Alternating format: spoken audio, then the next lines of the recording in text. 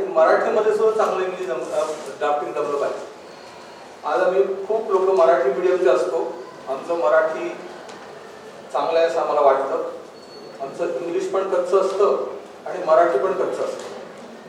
त्यामुळे ॲक्च्युअली जेव्हा मराठीत आम्ही ड्राफ्ट करायला घेतो तेव्हा मग तिथे कळतं की आपल्याला शब्द रचना करणं किती अवघड आहे आणि कमी शब्दात जास्त त्याचं कसं आपल्याला आकलन होईल किंवा त्याच्यात आशय येईल हे मांडता आलं पाहिजे. म्हणून साधे खरेदीखत जरी तुम्ही मराठीतनं करायचं झालं, ॲग्रीमेंट टू सेलला मराठीमध्ये साठेखत म्हणतात, मग ते कसं करायचं, काय करायचं हे सुद्धा मराठीतनं जमलं पाहिजे.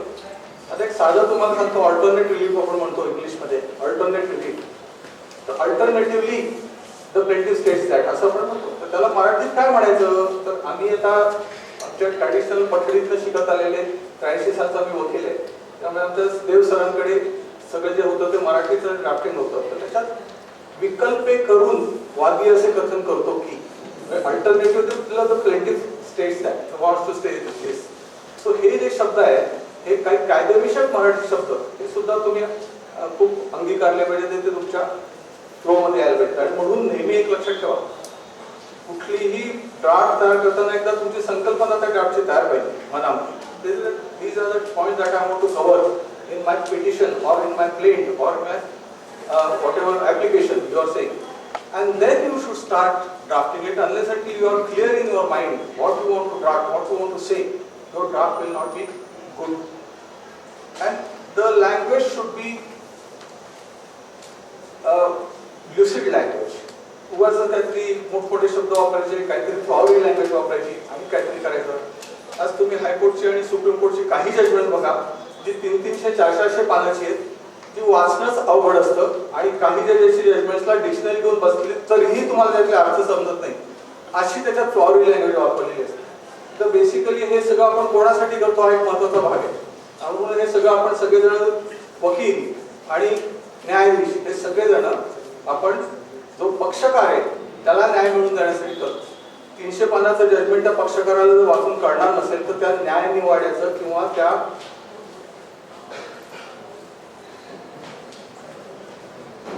तर त्याचा काय महत्वाचं आहे हे त्याच्यातला आशय लोकांना कळायला पाहिजे, तो त्यांच्यासाठी त्यांच्यापर्यंत गेला. तर त्या दृष्टीने drafting, whenever you draft, your language should be lucid and 1, 2, 3, 4 with clear understanding you should draft. Now, last time I have told you that in every petition or in every suit, 4 legal things must come. And those 4 legal things, first is cause of action. And as already explained what is meant by cause of action, it's a bundle of essential facts, so on and so forth.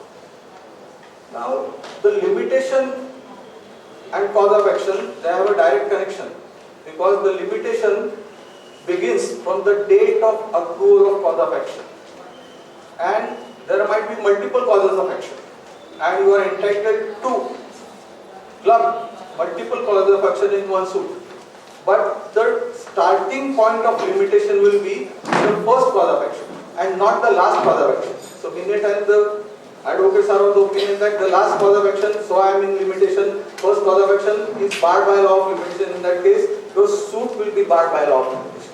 So because there are multiple causes of action and you are clubbing them, in that case you can club them in one suit provided that your first cause of action is in limitation and not the last cause of action. So there might be series of causes of action. You have to understand this and then draft accordingly. So limitation has this peculiar point that you have to consider while drafting everything. Secondly, as far as limitation is concerned and as far as cause of action is concerned, many times it so happens that cause of action may arise only once. So there is only one cause of action. There are multiple causes of action in another case. In that case, the cause of action must continue till the date of filing of the suit. Till the date of institution of the suit, the cause of action must continue. If the cause of action is mitigated in between, the right to sue does not exist and therefore you cannot go to the court of law. There is another concept called continuing cause of action, which means that the cause of action arises on each and every day, each and every hour, each and every minute. This is normally arises out of breach of legal obligation cast upon the defendant. So continuing cause of action you have to consider while considering limitation. and thus you have to draft your plead accordingly. Now, written statement, we have seen that the defendant has a more leverage than the plaintiff in defending him in taking up multiple defenses. He can take many defenses. Now we come to counterclaim. Now there is a concept called counterclaim and then the concept called set-off.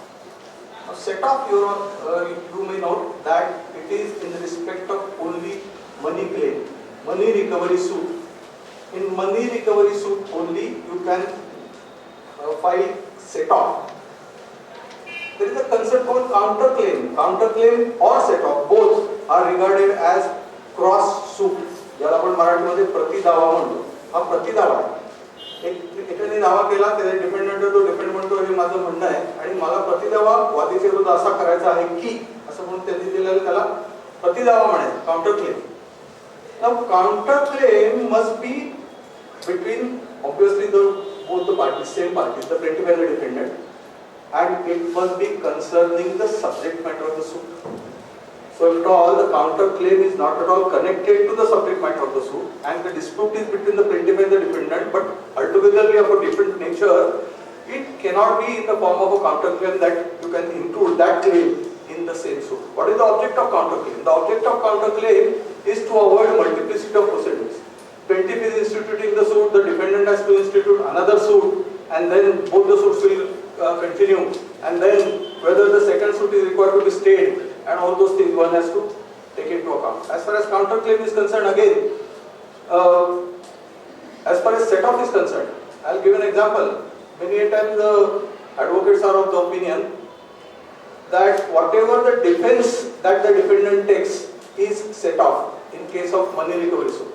For example, if I have sued you for recovery of 10 lakhs, you appear in the matter and you say that I have already paid the plaintiff an amount of 7 lakhs. This is a defense. This is not a set off. This is a defense that you are taking. This is not a set off. So there is a difference between defense and set off. So I file a suit against you for recovery of 10 lakhs. You appear to, and I am saying that this is in respect of supply of stationery. I have supplied her stationery worth 10 lakh rupees. She has not paid me amount, so she should be directed to pay me that particular amount. She may appear in the matter and say that I have supplied computers worth 7 lakh rupees. And that amount of 7 lakhs is required to be adjusted towards this 10 lakh rupees. So I owe him 10 lakhs, there is no doubt. But he owes me 7 lakhs for another transaction, and that transaction is in respect of supply of computers which the defendant has done to the plaintiff, and therefore this is exactly what is called as set off. Not in the same transaction. I have paid her, rather I have paid her 10 lakhs, out of that she has already paid me 7 lakhs, is not set off. So set off must be concerning some other transaction but between the same parties. Obviously, counterclaim as well as set off must be within limitation. It must have cause of action and it has to be stated. Thirdly, court fee is required to be paid, meaning that by the subject matter of the counterclaim must be evaluated, on the basis of which the court fee must be paid, and you have to state that you are filing counterclaim. That is the law, that is the CPC. Merely saying that written statement, heading, written statement, and then you are rather praying for counterclaim will not suffice the purpose. The heading should be written statement come counterclaim. Written statement come counterclaim, and then you can file all these things. Now, as far as again suit valuation is concerned, whenever it comes to lady litigants in Maharashtra are exempted from paying any court fee for 4 reasons: divorce, partition, property law, and whatever has been mentioned. So many advocates, if at all they are litigating on behalf of the lady litigant in respect of property matter, they will not evaluate the suit. Why? Because they are of the opinion that the lady litigant is exempted from paying any court fee, so there is no need of evaluating the suit. So whether this is correct way of approaching or not, it is not the correct way of approaching. Even though you are a lady litigant, you are fighting for a lady litigant, you are bound, I am saying you are bound to evaluate the suit, and you have to say that since she is a lady litigant, she is exempted from paying any court fee. Why this is necessary? This is necessary because when you prefer an appeal, when you go to the High Court or the District Court as the case may be, when you prefer an appeal, the appellant has to pay court fee which is equivalent to or which has been paid in the suit. So equal amount of court fee has to be paid in an appeal. So if the husband wants to prefer an appeal against the wife's petition, wife is saying that I am exempted because I am a wife, I am a lady litigant, I am exempted. When the husband wants to prefer an appeal, how much court fee he should pay? What is the valuation of the suit? And therefore it is necessary that every suit, even though it is on behalf of the lady litigant, even though she is exempted from paying any court fee, should be evaluated properly. So subject matter should be evaluated properly, that is one thing. Now as far as counterclaim is concerned, the counterclaim must be concerning the subject matter of the suit that we have seen. Now, there is a special provision under the Hindu Marriage Act, wherein a counterclaim can be filed. Now, if you read carefully the provisions of section 23, which deal with counterclaim in respect of matrimonial proceedings, you will see that the counterclaim can be filed on petitioner's adultery, cruelty and desertion. So these are the only three grounds on which the counterclaim can be founded. It can be based on only these three grounds and none other. Please understand this. Then this section is quite long. It at the end says that the court may grant relief, any is the word used, on that ground. We forget to note on that ground.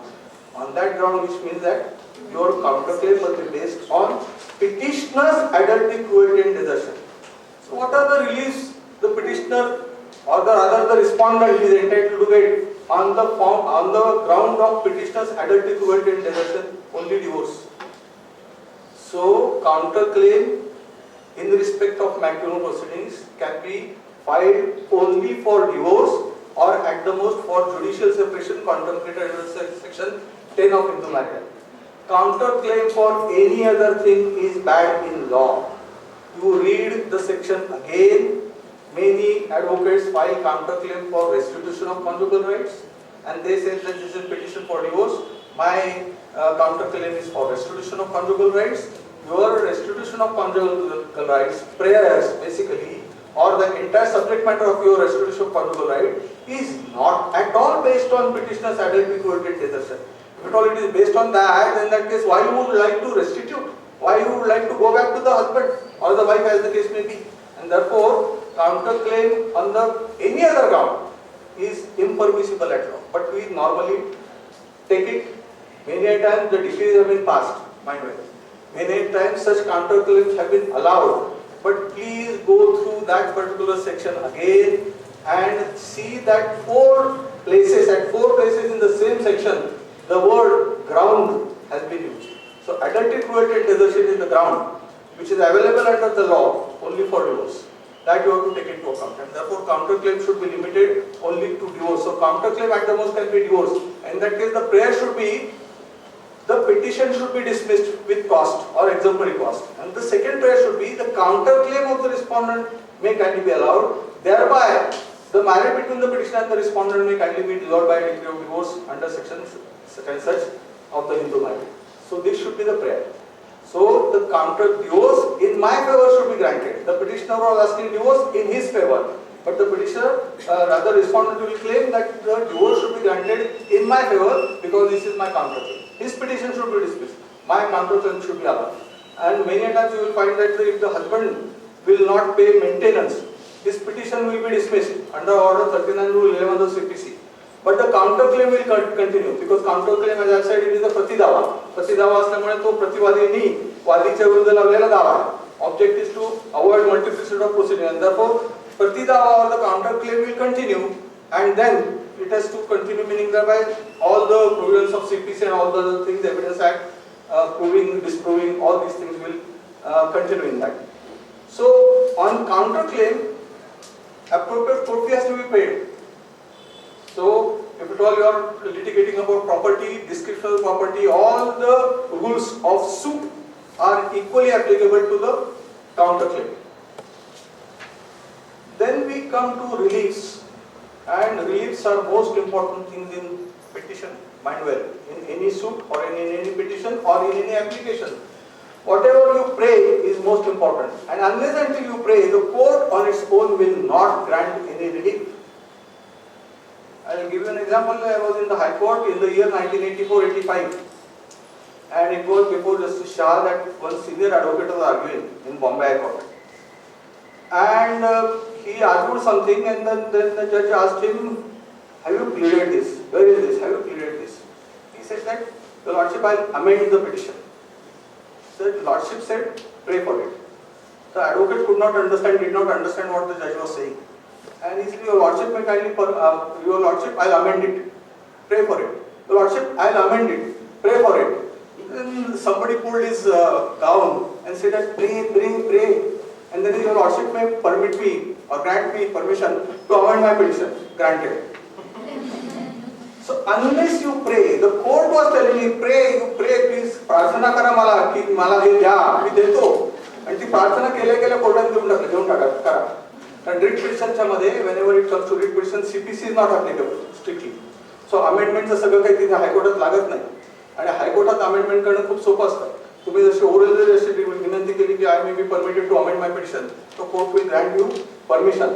तर तुम्ही amend करायचं आणि ते matter चालू ठेवायचं. ते CPC सारखं लाल अक्षरात करून नंतर amended plaint, amended return statement असल्या वानगडी त्याला कुठे काही नाहीच आहे. They have simplified the whole thing. The high court rules framed for that particular purpose have to be taken into account in writ petitions and under Article 227 and 226 of Constitution.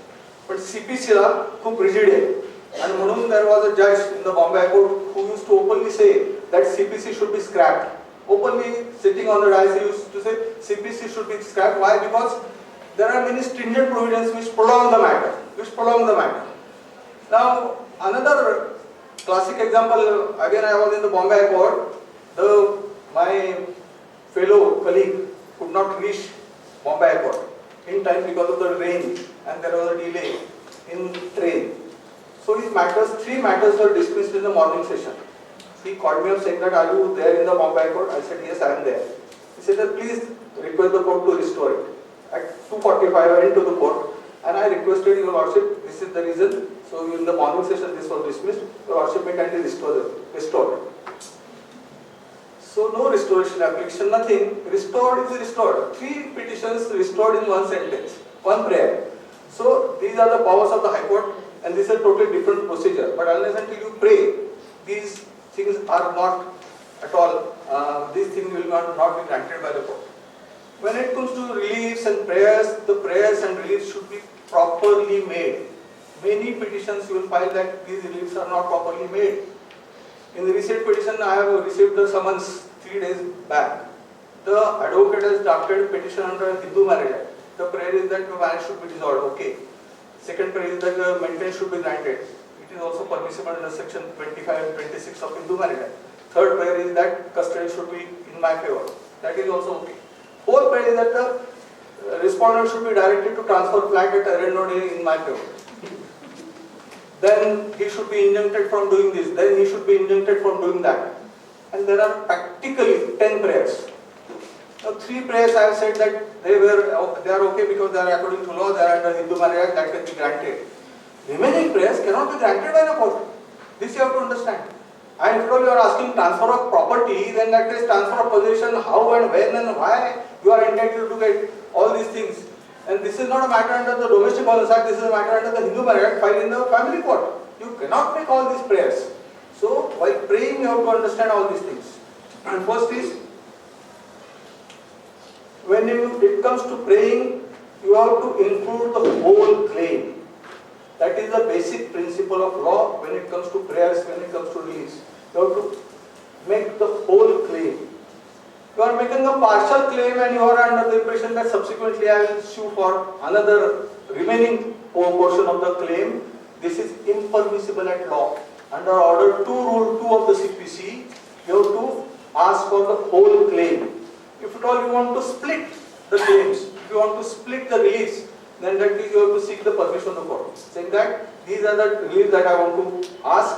However, these reliefs I am asking by way of this particular this and remaining prayers may be permitted to be deferred. I will make that particular prayer later on if need be.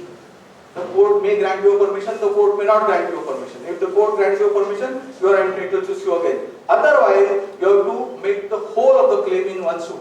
Obviously, the object and purpose is to avoid multiplicity of proceedings. आज मी एकासाठी काहीतरी केलं, नंतर परत त्याच डिफेंडंटला दुसऱ्या कामासाठी बोलायचं, नंतर त्याच कामासाठी परत तिसऱ्यांदा कोर्टात त्याला खेचायचं, हे अपेक्षित नाही, ते करता कामा नये. आणि म्हणून whole claim should be made but this should be in respect of once the same cause of action. The whole claim must be directly in respect of the same cause of action. If the causes of action are different, then you are entitled to split the claim. Then the order to rule 2 will not be made applicable because the causes of action between the same parties are different, and therefore this is not applicable. This should arise out of the same cause of action. Now the plaintiff may relinquish some of his claims. He may say that this is enough, remaining I don't want. If he relinquishes this claim, then that is he relinquishes those claims forever, and subsequently he will not be permitted to sue for that particular or add those reliefs. Now adding those reliefs is permissible, but subsequently he cannot sue. Under the Specific Relief Act, if at all it is a suit for specific performance, I may sue her for specific performance, and that's all. That she should be directed to execute this particular contract, she should be directed to perform her part of the contract. That is my prayer. Subsequently, during the pendency, I come to know that no, this is not enough, I should get damages from her for breach of contract. I may add that by way of amendment. And I may say that I want specific performance plus damages, meaning that both I want from the court. So this is also possible. So subsequently you can mold your relief and make an amendment in that. Next is the reliefs that you are claiming or making in your plaint or petition should be specifically and categorically mentioned. There should not be any ambiguity. Many times you will find that there are ambiguous prayers. The respondent may kindly be directed to pay maintenance. It is absolutely ambiguous prayer. So this prayer is not tenable at law, and therefore one has to make a specific and categoric prayer.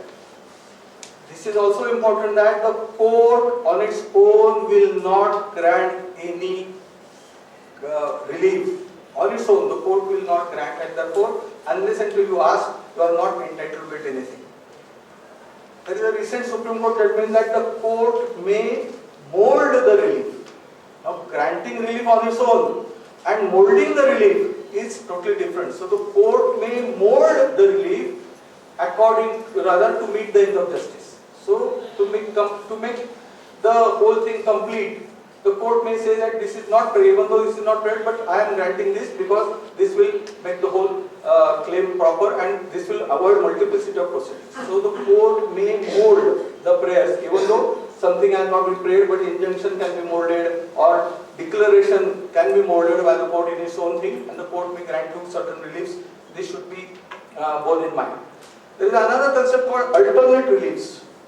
Alternate relief म्हणजे पर्यायी आम्हाला प्रार्थना आमची विनंती कोर्टाला पर्यायी हे तुम्ही मला दिलं तर ठीक आहे, नाही दिलं तर पर्यायाने आम्हाला हे द्या, ते नाही दिलं तर हे द्या, पण हे नाही दिलं तर ते नाही दिलं तर ते नाही, अशी यादी करता येत नाही तुम्हाला. अल्टरनेटिव्ह लिव्ह दोनच असू शकतात, दोन ह्याच्याऐवजी हे द्या.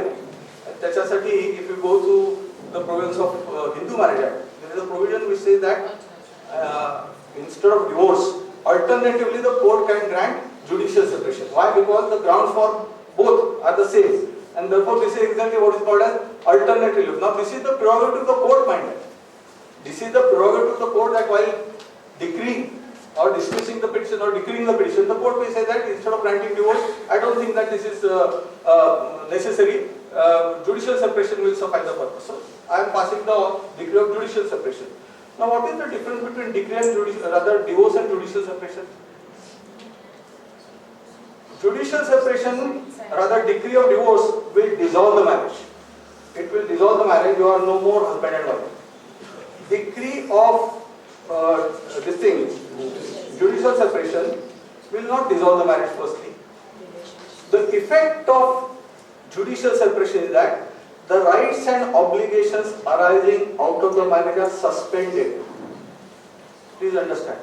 Rights and obligations arising out of the marriage are suspended, and those are substituted by the order of the court. Meaning that by I am granting due to decree of judicial separation, the respondent husband is directed to pay rupees 50,000 to the wife, 25,000 each to the children. So this is substituted by the order of the court. So all rights, basic what is the right, what is the object, and what is the right as far as the marriage is concerned. What is your right, each other's right.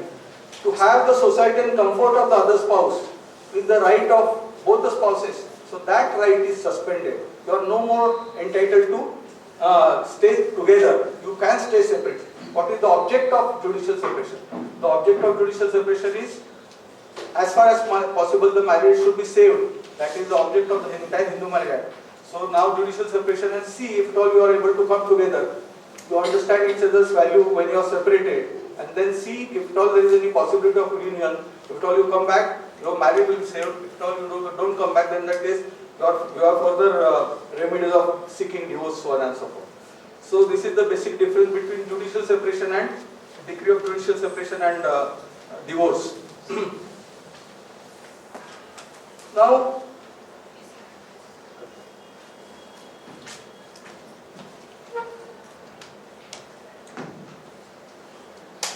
each time whenever you file a petition under the Hindu Marriage Act, the prayer should be properly worded. A decree of divorce dissolving the marriage between the petitioner and the respondent solemnized on such and such date may kindly pass, a decree of divorce. If at all it is a petition under section 11 of Hindu Marriage Act, that other spouse, my husband or the wife, as the case may be, had other spouse living at the time of the marriage, then in that case it will be rather the declaration that the marriage between the petitioner and the respondent is void. So a declaration should be sought in the prayer clause.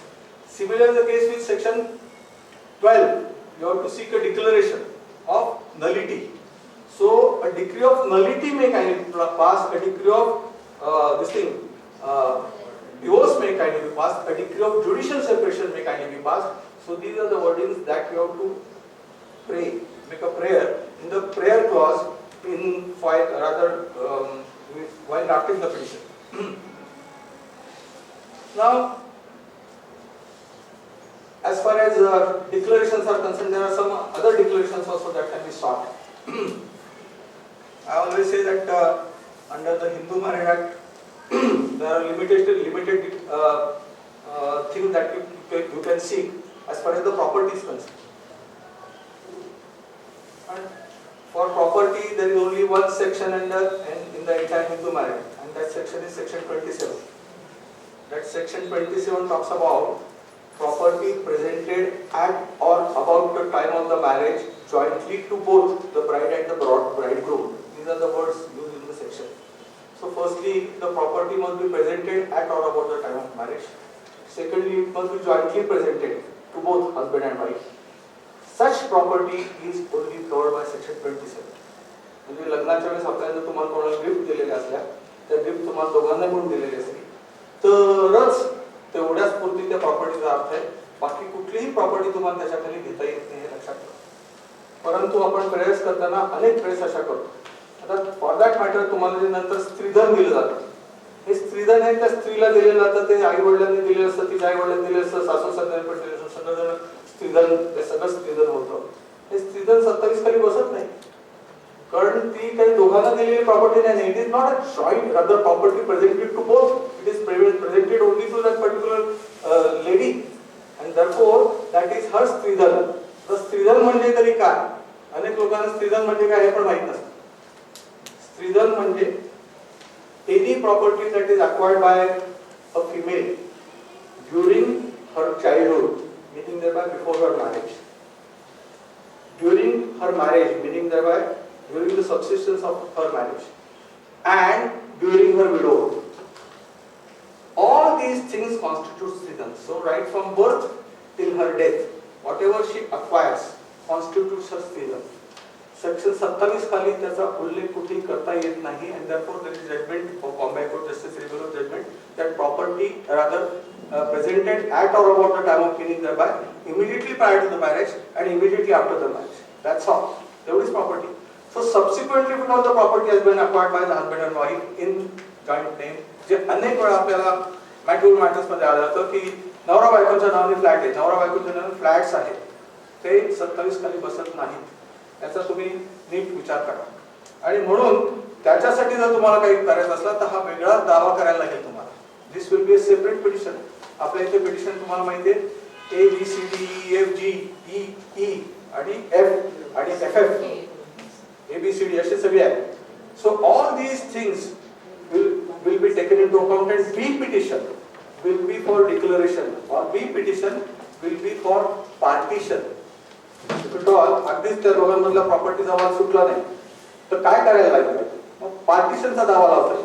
This partition suit will be between husband and wife, that we have 50% share in the property. So ते तुम्हाला करता येईल. सो 50% of the share असेल तर partition करायचं. Partition करून काय करायचं? प्रॉपर्टी विकायची आणि आलेले पैसे नेहमी घ्यायचे, किंवा एकाने दुसऱ्याचा भाग विकत घ्यायचा. आणि माझा स्वतःचा तो बायकोने घेतला नवऱ्याचा भाग, ते नवऱ्याने भाग बायकोचा भाग नवऱ्याने घेतला. Then in that case you become sole owner of the property. For that you will have to pay separate petition you will have to provide, that will be regarded as a B petition. B petition आणि त्याच्यावरती court fee पडेल, because suit valuation होईल. त्याच्यात court fee पडताना सुद्धा 50% त्याचे valuation होईल, कारण 50% तुमचा शेअर आहे, त्याच्यावरती कोर्ट फी पडेल. लेडी लिटिगल असली तर तिला ते एक्झाम्प्टेड आहे, पण सूट व्हॅल्युएशन मग अशी म्हणलं असं करायलाच पाहिजे. आणि अपिलामध्ये जर हात नवरा केला तर त्याला त्याच्यावर कोर्ट फी भरायला लागेल. सेकंडली अनेक वेळा असं होतं की this name of this particular lady, many times lady, is included in the sale deed और purchase deed, we call it as flat booking agreement, just for the sake of name, or at her insistence, or out of love and affection towards wife. So बायकोवर असलेल्या प्रेमापोटी किंवा तिच्या सांगण्यावरनं, किंवा तिची कदाचित नोकरी असते तर त्या नोकरीला हातभार म्हणून को-बॉरोवर म्हणून ती लागते, कारण ती पण नोकरी, माझी पण नोकरी, माझ्या पगार एवढा 35,000चा हा जात नाही, EMI म्हणून तिची पण को-बॉरोवर म्हणून सिक्युरिटी घेतली जाते. अनेक वेळा अशा वेळेस the entire amount is paid by husbands or wife also, and the other spouse, in my example the wife, does not pay a single penny towards purchase price seed money. Capital initial जे पहिले जातं बिल्डरला त्याच्यात एक पैसा नाही. Subsequently all EMIs and everything is paid by the husband, and he has paid the entire purchase price of the flat, but the flat stands in the joint name of the husband and wife. In that case this is exactly what's called as benami transaction. This is called as benami transaction. The wife is benamidar. The wife is benamidar. The wife is ostensible owner, and the real owner is the husband. And therefore there is an act called Benami Transaction Prohibition Act of 1988. And you can seek a declaration under section 4 of that enactment in the family court. That will be a B petition stating that these are the facts, that I have paid the entire money. She has not contributed a single penny. Because at her insistence, because of her insistence, the name has been added. However, I am the real owner and she is the ostensible owner. It be declared that she is the ostensible owner, oblique benamidar, and it be declared that I am the real and sole owner of the whole flat. This is in paragraph number 1 above. So this can be the prayer, and such prayer will be granted because this is an exception to Benami Transaction Act. That if the property is purchased by the husband or by the father, by the husband in the name of the wife, or by the father in the name of the daughter, then in that case, and for her benefit, these are the words, for her benefit, if the property has been purchased, you are entitled to get back that particular property, saying that this is a Benami transaction. Otherwise, Benami transaction is totally prohibited. For example, if I buy a flat worth 50 lakh rupees in his name appears on sale deed and everything, and I have provided 50 lakhs, I have paid 50 lakhs. I cannot, after the enactment of 1988, I cannot make a declaration from the court saying that it be declared that he is a benamidar, and it be declared that I am the real owner and he is ostensible owner. This declaration is prohibited by the Benami Transaction Prohibition Act. But between husband and wife and between father and daughter, these are the exceptions under section 4 of that act. This can be done, this is permissible, such kind of declarations can be given by the court. So this is as far as the relief of declaration is concerned. Under section 34 you are of specific relief act, you are entitled to seek declarations and injunctions. Under specific relief act you are entitled to get injunctions as well. Now injunctions are of two kinds, positive injunctions and negative injunctions, meaning thereby prohibitory injunction, that the defendant or the respondent may kindly be restrained from entering my house. Is negative injunction, prohibitory injunction, restrained from, and mandatory injunction is that the defendant may kindly be directed to cause construction of the wall which he has illegally demolished. So this is mandatory. To do a positive act, there is a direction by the court that you perform this particular act. This is mandatory injunction. So seeking possession is also mandatory injunction, that the defendant may kindly be directed by a mandatory injunction to give me possession. This is also mandatory injunction, because the court will be asking him to do something positive. So this is mandatory injunction, prohibitory injunction. Both these injunctions in matrimonial matters can be sought, mind well. And many times when it comes to declaration, many are of the opinion that only positive declarations can be sought. Negative declarations cannot be sought. Positive declaration meaning thereby it be declared that the construction being caused by the defendant is illegal and bad in law. The defendant has it be declared that the defendant has no right. It be declared that the defendant has no right. It is a negative injunction. Defendant has no right.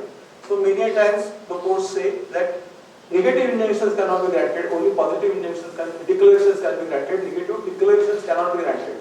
So there is Supreme Court says, Supreme Court judgment which says that positive declarations can be granted as well as negative injunctions can be granted, and the judgment clearly says that under the Family Court Act, the court is empowered to grant negative declarations.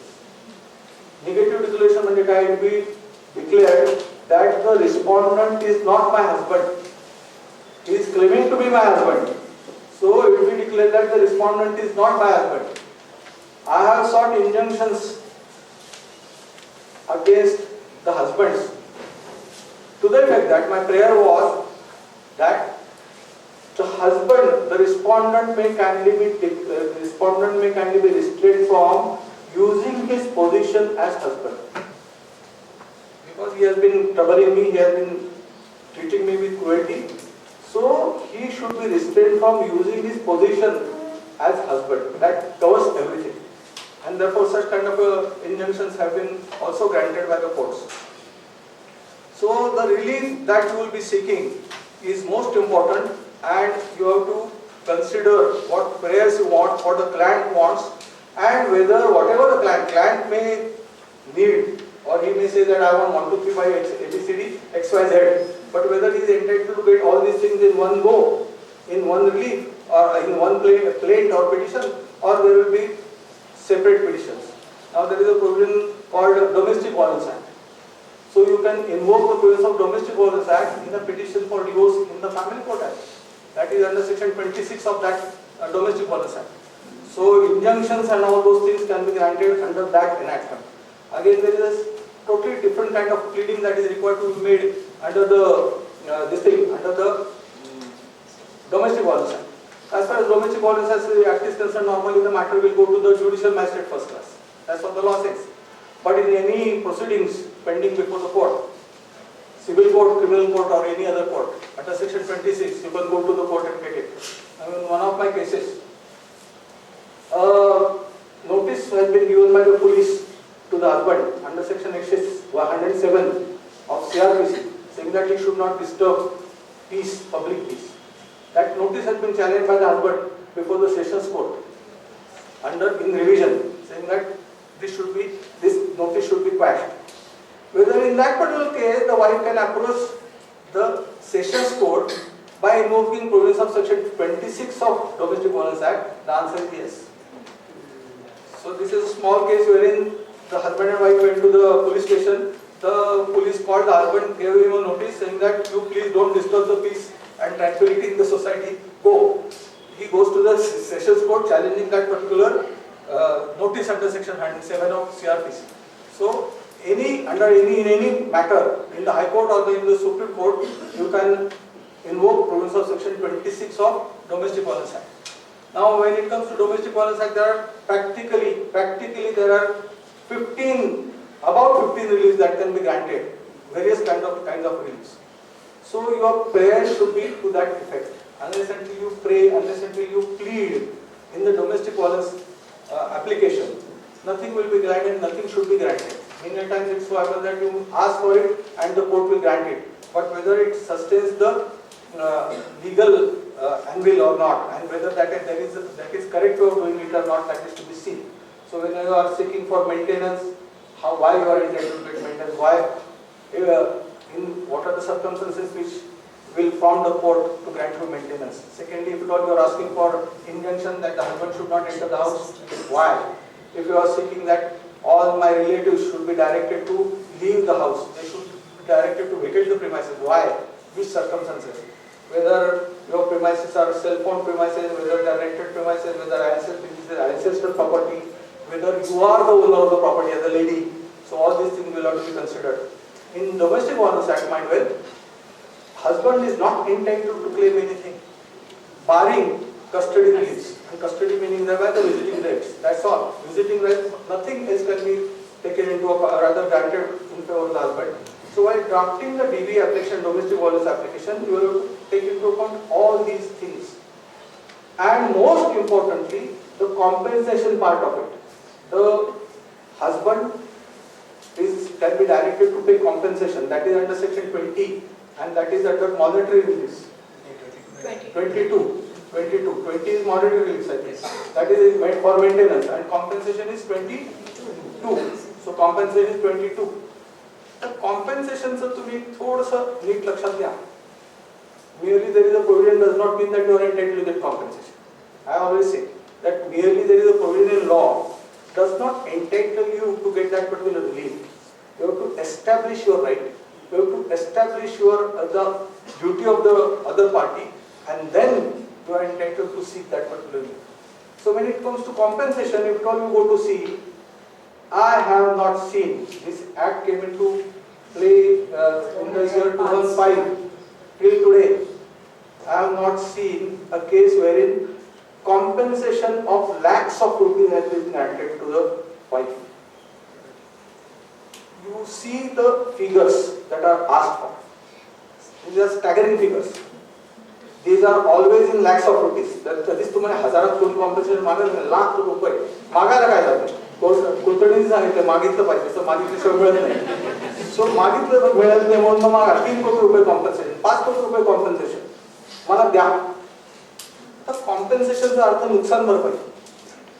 मग नुकसान भरपाई कशाच्या पोटी तुम्हाला द्यायची याचा उल्लेख तरी आपण करतो का? हे प्लीडिंग मधला भाग आहे.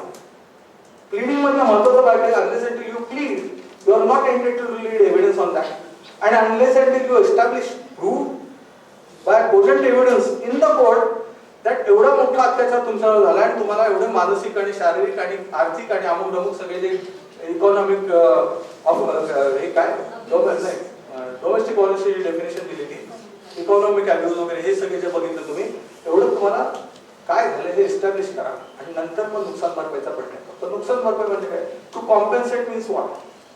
To compensate means to recompensate. Meaning that if I told you are sustained loss, that loss should be made good. That loss should be made good is the meaning of compensation. Then there is a provision for damages under the Indian Contract Act. So what is the difference between damages and compensation? We lawyers many times use these words.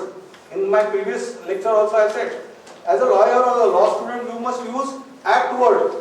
And therefore, what is the difference between compensation and damages?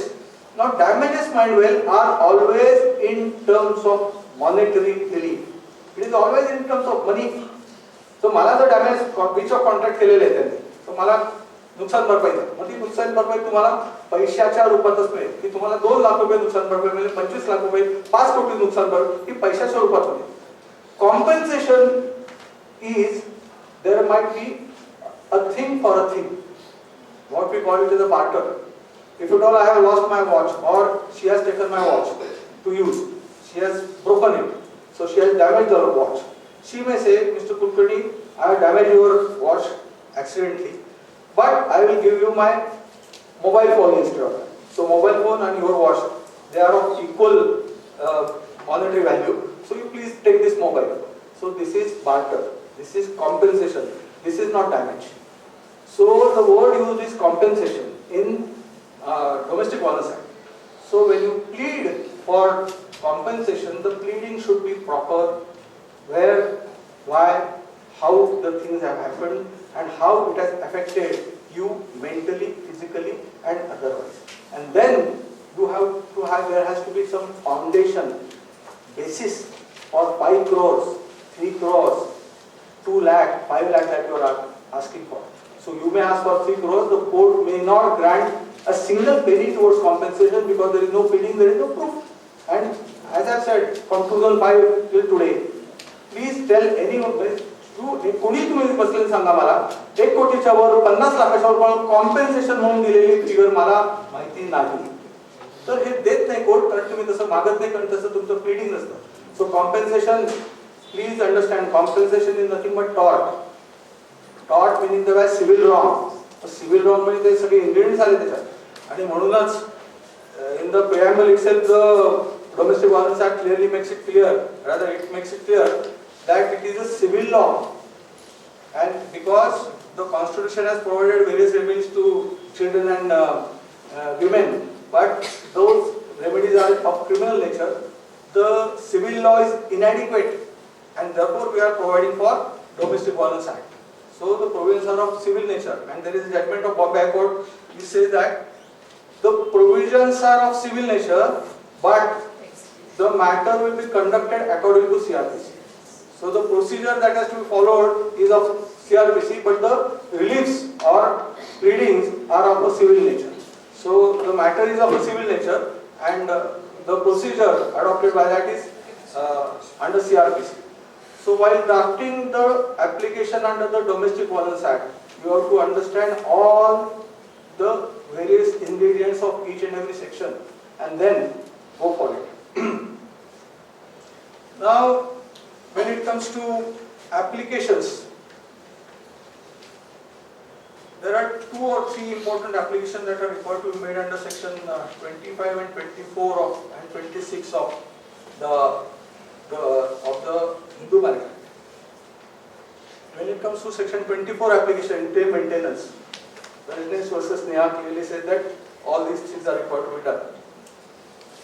Now, if you go to see the exact law, the law says that only income of the party has to be taken into account. Under section 24, considering the income of the respondent. These are the wording used. Vis-a-vis, if you go to see section 25 of Hindu Marriage Act, it says that income and property of both the parties. So at that time, the income and property of both the parties is required to be taken into account.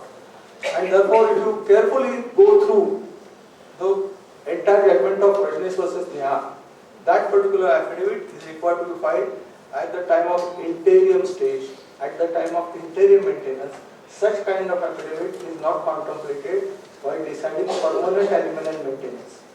The simple reason for that is that while determining permanent alimony and maintenance, you are entitled to leave evidence pertaining to the status of the husband, financial status of the husband, financial status of the wife. You can call for income tax returns, you can call for bank people for production of statements of the husband, so on and so forth. And therefore, Rajneesh versus Neha is applicable only to interim maintenance applications and not for permanent alimony maintenance. Now you can make use of the statements in that made in that particular affidavit at the time of cross-examining the husband or the wife at the case. You are certain, because that becomes a document, that is exhibited document, you are entitled to ask for questions on that. But Rajneesh versus Neha, that his judgment is useful only for interim maintenance and not for permanent alimony and maintenance. Now, when it comes to section 24 application, therefore, you have to state that I am not able to maintain myself, and husband has failed, neglected and avoided to maintain me and the children, and therefore these are the this is the kind of maintenance that I want for my husband. In case of custody matters, section 26, again there is interim custody and there is a permanent custody, and there are visiting rights. So those applications are also required to be properly drafted. Unless until they are properly drafted, you are not entitled to get anything, and you have to consider the High Court and the Supreme Court judgments on those points and accordingly draft the petitions.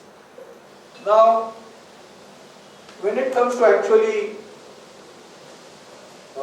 drafting the petition under the Hindu Marriage Act, one has to start with section 9, then 10, then 11, 12, 13, and 13b, and then section 14.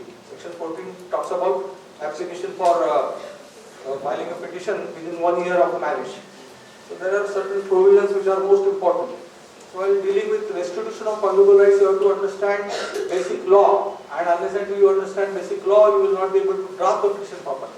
So in a petition for restitution of conjugal rights, many times you will find that allegations on the husband or the wife, as the case may be, are made, saying that he has been so cruel. 1, 2, 3, 4, these are the instances of cruelty, and he has treated me with cruelty. And ultimate prayer is that I want to save my marriage, and the respondent may kindly be directed to take me back forthwith, or decree of restitution of conjugal rights may kindly be passed. So this kind of a prayer is made. Now one has to take into account, you have to use your logic. तुम्ही जेव्हा म्हणता की माझा नवरा एवढा cruel आहे, 1, 2, 3, 4, 5, 6, 7, 8, 9, 10 एवढे 10 त्यांनी माझ्या विरुद्ध इन्स्टन्सेस आहेत की ज्याच्यात मला क्रुएल्टी झालेली आहे, आणि दुसरीकडे तुम्ही म्हणता की माझा नवऱ्यावर माझा प्रेम आहे, माझा नवरा माझा परत पाहिजे. तर क्रॉस एक्झामिनेशन मध्ये अनेक वेळा असा प्रश्न मी विचारतो की तुमचा नवरा खूप तुम्हाला बेकार वागणूक दिलेली, हो, असा बेकार वागणूक दिलेला नवरा तुमच्याकडे परत तुम्हाला जायचं किंवा त्याला परत बोलायचं का? तर बाईला उत्तर देता येत नाही, काय त्याचं बुचकाळ पडते, कारण हो म्हणावं तर प्रॉब्लेम आहे काय. तर हे कॉन्ट्राडिक्टरी होतो, आणि म्हणून तुम्ही नीट लक्षात ठेवा, रेस्टिट्यूशन ऑफ कॉन्जुगल राईट्सचं जे पिटिशन आहे ते जास्तीत जास्त 2-3 पानामध्ये संपलं पाहिजे. कारण माझं लग्न कधी झालं, कसं झालं, आम्ही एकत्र किती राहिलो, आम्ही ऑन द कंट्री मजा काय केली ती लिहा तुम्ही. आम्ही महाबळेश्वरला गेलो, मद्रासला गेलो, दिल्लीला गेलो, नंतर आम्ही तिकडे गेलो, इकडे गेलो, हे खूप छान आनंदात सगळं वैवाहिक जीवन चाललेलं होतं. परंतु काहीही कारण नसताना माझा नवरा मला सोडून गेलेला आहे, आणि म्हणून मला लग्न वाचवायचं, माझ्या नवऱ्यावर प्रेम आहे, माझ्या मुलांना मला त्याची गरज आहे, तर त्याला माझ्याकडे परत पाठवावं, एवढंच आहे ते फक्त. पण आपण लिहिताना त्याच्या बरोबर विरुद्ध लिहितो, तो कसा बेकार आहे, त्याने काय काय केलं, असं केलं तसं केलं, आणि नंतर म्हणायचं की त्याला परत पाठवा माझ्याकडे. तर हे खूप कॉन्ट्राडिक्टरी होतं, आणि म्हणून कॉन्ट्राडिक्टरी प्लीडिंग्स नको. तर रेस्टिट्यूशन ऑफ कॉन्जुगल राईट्सचं पिटिशन हे खूप छोटं असायला पाहिजे, हे तुम्ही लक्षात घ्या. आणि त्याच्यावरती खूप मॅटर्स तुम्हाला कळतं, आणि जेव्हा हायकोर्ट आणि सुप्रीम कोर्टात जातात तेव्हा हे सगळं बघतात. प्लीडिंगला फार महत्व आहे. मी तुम्हाला मागच्या याच्यामध्ये विचारलं होतं की अनेक वेळा हायकोर्टात सुप्रीम कोर्टात एकच प्रश्न विचारतात, हॅव यू प्लीडेड दिस, तुम्ही प्लीड केले का, असेल तर दाखवा. मी एका मॅटरमध्ये केलेलं होतं, त्याच्यामध्ये त्यांनी एक मोठं मॅटर होतं, बिल्डरच्या विरुद्ध इंजंक्शन होतं की 2 बिल्डिंग बांधलेल्या आहेत, त्यांनी 3री बिल्डिंग त्या बांधायची की नाही. हे जे मॅटर त्यावेळेस अपिलामध्ये, कंझ्युमर कोर्टात आम्ही होतो, अपिलामध्ये जस्टिस जोशी होते, ते रिटायर्ड हायकोर्ट जज, त्यांनी मला एकच प्रश्न विचारला. ते निघाले होते, जाता जाता टेबलवर थांबले ते खाली, आणि मला म्हणले तुमच्या इथे मला फक्त दाखवा की 2च बिल्डिंग बांधतोय असं त्यांनी कुठे लिहिलंय, 3री बिल्डिंग करणार नाही असं कुठे लिहिलंय, दाखवा. पुढचं त्यांचं सगळ्यात महत्वाचं होतं, 2च बिल्डिंग असं तुम्ही दाखवलं तर तुम्ही आत आहात, 3री बिल्डिंग आहे असं मला कळलं तर तुम्ही बाहेर. म्हणजे तुम्हाला मी इंजंक्शन देणार नाही 3री बिल्डिंग बांधायला. मी मागत होतो 3री बिल्डिंग बांधून देऊ नका, 2च बिल्डिंगची परवानगी 3री बांधून देऊ नका. मी त्यांना ते रिसायटल्स दाखवले, अग्रीमेंट टू सेल म्हणजे फ्लॅट बुकिंग अग्रीमेंटले रिसायटल दाखवली. त्याच्यामध्ये तर बिल्डरने म्हणलं बिल्डिंग प्लॅन 2 बिल्डिंगचं सँक्शन झालेलं आहे, त्याचं ए आणि सी बिल्डिंग संपला, विषय संपला. त्यांनी पुढचं मला काही आर्ग्यू करायला लावलं नाही, इंजंक्शन काढले. प्लीडिंगला आणि त्याच्यातल्या प्रत्येक तुम्ही जे ड्राफ्टिंग, हे आपण कॉन्ट्रॅक्ट ड्राफ्ट करतो, त्याच्यातल्या प्रत्येक शब्दाला, प्रत्येक वाक्याला किती किंमत असते हे तिथे कळतं. That matter went up to the Supreme Court and everywhere it got confirmed. ते इंजंक्शन होऊन आजपर्यंत त्या ठिकाणी 3री बिल्डिंग बांधता आलेली नाही. आता प्राईम प्रॉपर्टीमध्ये 3री बिल्डिंग बांधून न देता त्याच्यावरती कसं करणं, हे फक्त ड्राफ्टिंग आणि प्लीडिंग हा विषयावरच तुम्ही ते खेळू शकता. तर हे सगळ्यात थोडं फार महत्वाचं आहे. आणि म्हणून रेस्टिट्यूशन ऑफ कॉन्जुगल राईट्सचं जेव्हा पिटिशन असेल त्यावेळेस तुम्हाला कुठल्याही प्रकारची ॲलिगेशन्स नवऱ्यावर किंवा बायकोवरती करता कामा नये असं माझं म्हणणं आहे. आता 3 वाजायला आलेले आहेत,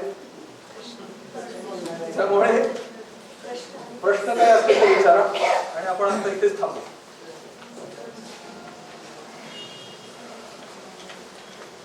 in the petition for divorce, you say you cannot claim reliefs for properties, but can't you say petition under section 13(1)(IA) read with the specific relief act and claim reliefs for the property in the same petition rather than filing a separate petition? Your petition is under Hindu Marriage Act. So it is essentially governed by the provisions of Hindu Marriage Act. It is guided by the provisions of Hindu Marriage Act. So whatever reliefs are available to you under the Hindu Marriage Act, all reliefs you claim. All. But as far as property is concerned, property is nowhere mentioned in the Hindu Marriage Act. For that, specific relief act is there. So it has to be a separate petition. Separate petition. You cannot, one of the joinder of causes of action. Joinder of causes of action is So then similarly, for restitution there is no counterclaim, but a separate petition for restitution is not 100%. part. So But then every time you have to, and you get them clubbed. Effectively it is the same thing. But technically, legally, we are lawyers. So legally, whether it is tenable at law, it is not tenable at law. Now, in a petition for divorce, and subsequently the wife files a petition for restitution of conjugal rights. Husband has filed divorce, wife is filing restitution. Whether the restitution matter should be stayed under section 10 of CPC.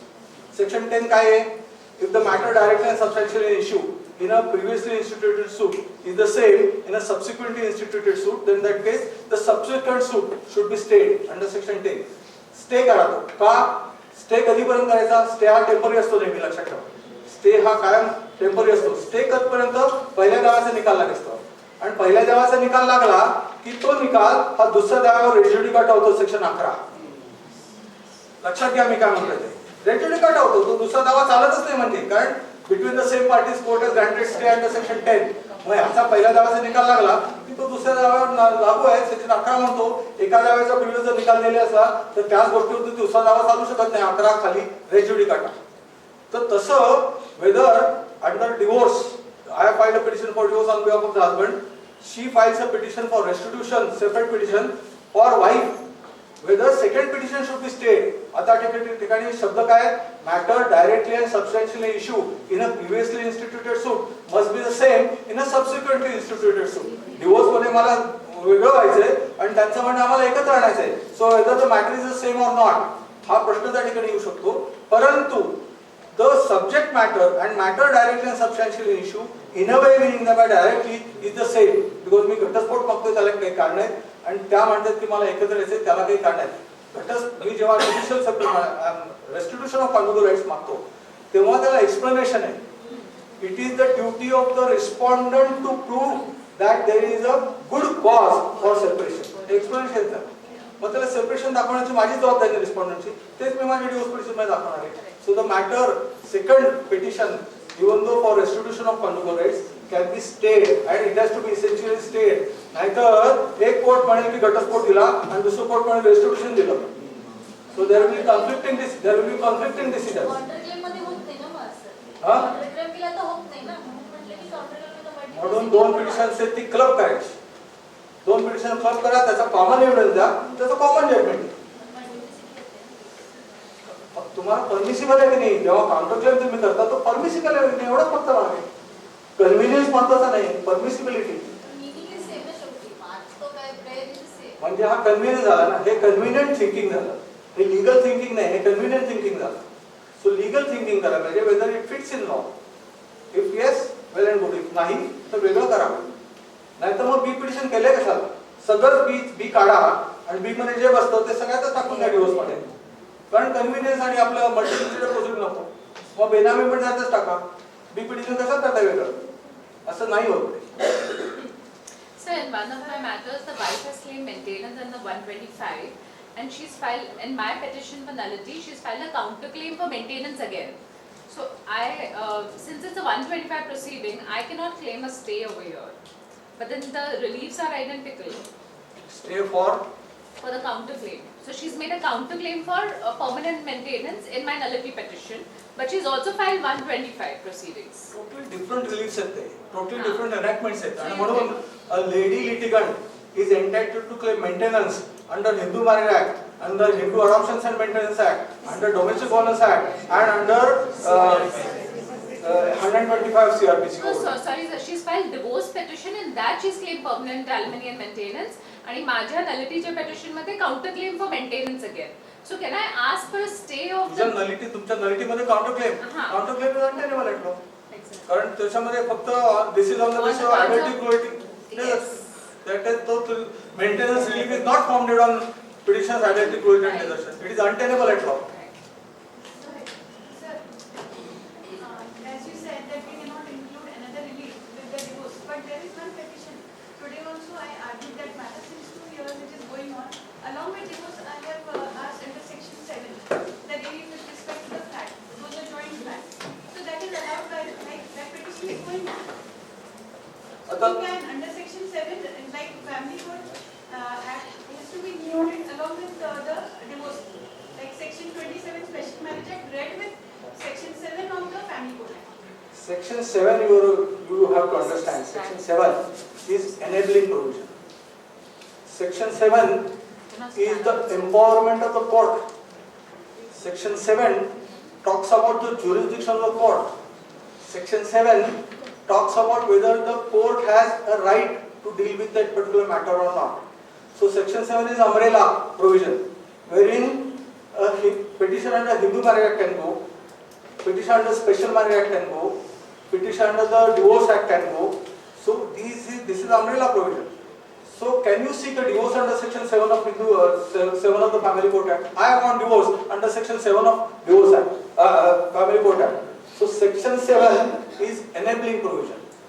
You have to come to the family court under Section 7 under a specific provision of some law or the other. So unless until there is a specific provision of some law or the other, the court will see whether it fits in Section 7 or not. Section 7 talks about only jurisdiction, whether I have a right to deal with the matter or not. So you cannot seek divorce under Section 7 of. Likewise, I want property relief under Section 7 of Family Court Act cannot be the case. You have to come. Essentially, you are coming under the Specific Relief Act. Essentially, you are coming under the Specific Relief Act. You are not coming under the Family Court Act. You are coming to the Family Court.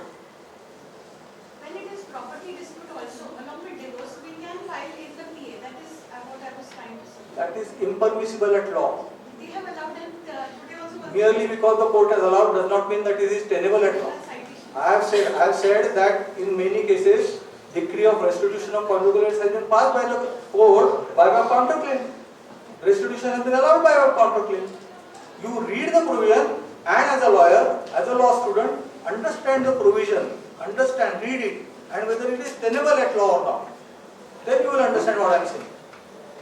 So under section 26, where there can be an alteration of a decree.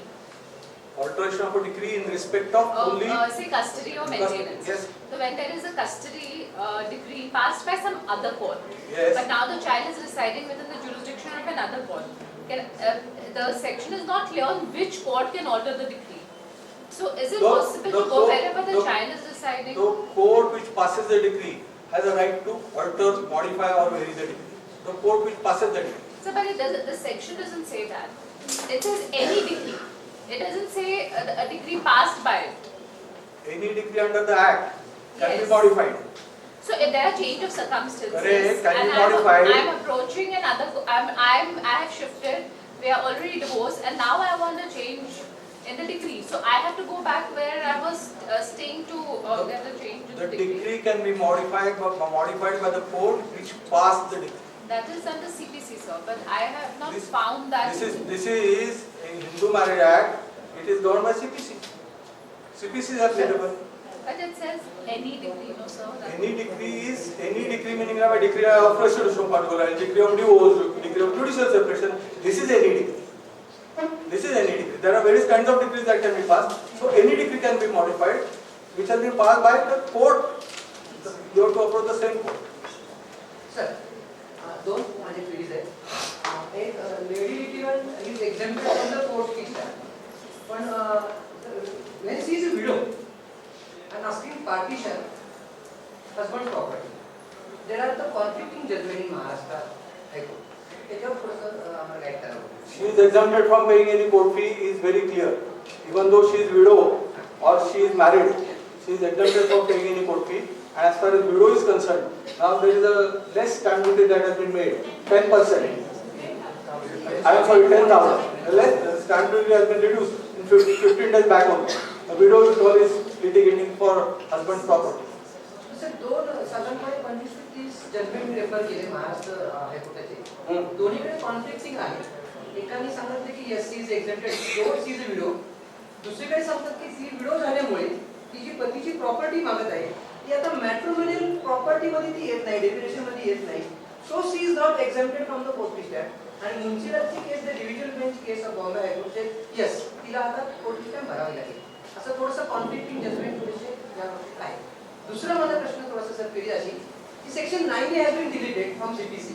मग आपल्या डिव्ही मध्ये preliminary issue काही मोठे केले का? जर 9 जो delete झाला 2018 ला 26 जुलै 2018 ला, सो आता पुन्हा प्रिलिमिनरी इश्यू हा डिव्ही मध्ये फ्रेम केला जाऊ शकतो का हजबंड करून? किती नाही म्हणजे वाईट नाहीये, तर preliminary issue will frame first.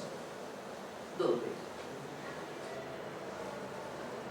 The provisions of rather the proceedings under the Hindu Marriage Act ज्या आहेत त्या इसेन्शियली सीआरपीसी खाली एक होता, सांगितलं असतं मी तुम्हाला. त्या गव्हर्न बाय सीआरपीसी. सीआरपीसी मध्ये प्रिलिमिनरी इश्यू फ्रेम करण्याचे प्रोव्हिजन्स नाही. त्यामुळे डोमेस्टिक व्हायलन्स ऍक्ट मध्ये preliminary issue pertaining to mental ability or anything cannot be framed. Cannot be framed. ती सीपीसी ला प्रोव्हिजन होती. सीपीसीतल्या प्रोव्हिजन्स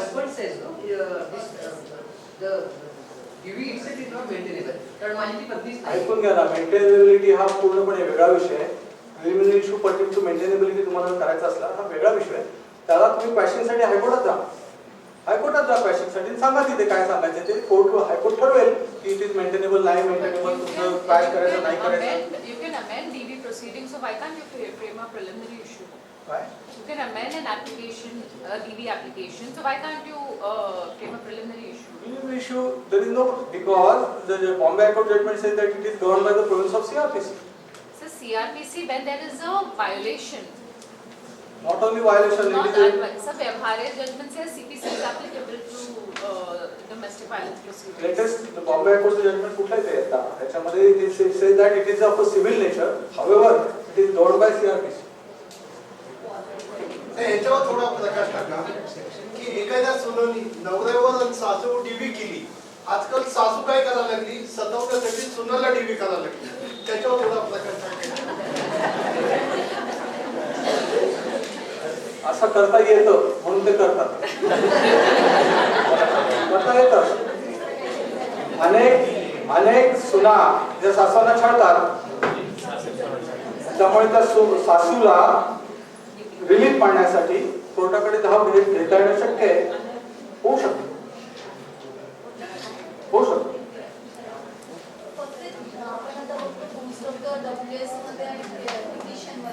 सायटेशन्स आणि सेक्शन्स मेन्शन केलेले असतात तर ते करावे का नका? कुठल्याही पिटिशन मध्ये 3 गोष्टी येतात. ऐकून 3 गोष्टी येतात त्याच्यामध्ये. पिटिशन ड्राफ्ट करत असताना अनेक वेळा आपण सेक्शन शिकतो. या सेक्शन प्रमाणे असं असेल. अनेक लोक तो सेक्शन जसाच्या तसा ऍड वर्बेटम कॅटेगरी टाईप करतात. करण्याची गरज नाही because law need not be clear. The basic principle of pleading. अनेक वेळा बॉम्बे हायकोर्टचं सुप्रीम कोर्टचं judgment para number 39 says so असं म्हणून त्या ठिकाणी ते लिहिलं जातं. Again you are reinforcing the law. Legal provision आहे. Law is to be applied rather that particular citation is to be applied to the given fact. Whether it is aptly applicable नाही हे नंतरचा भाग.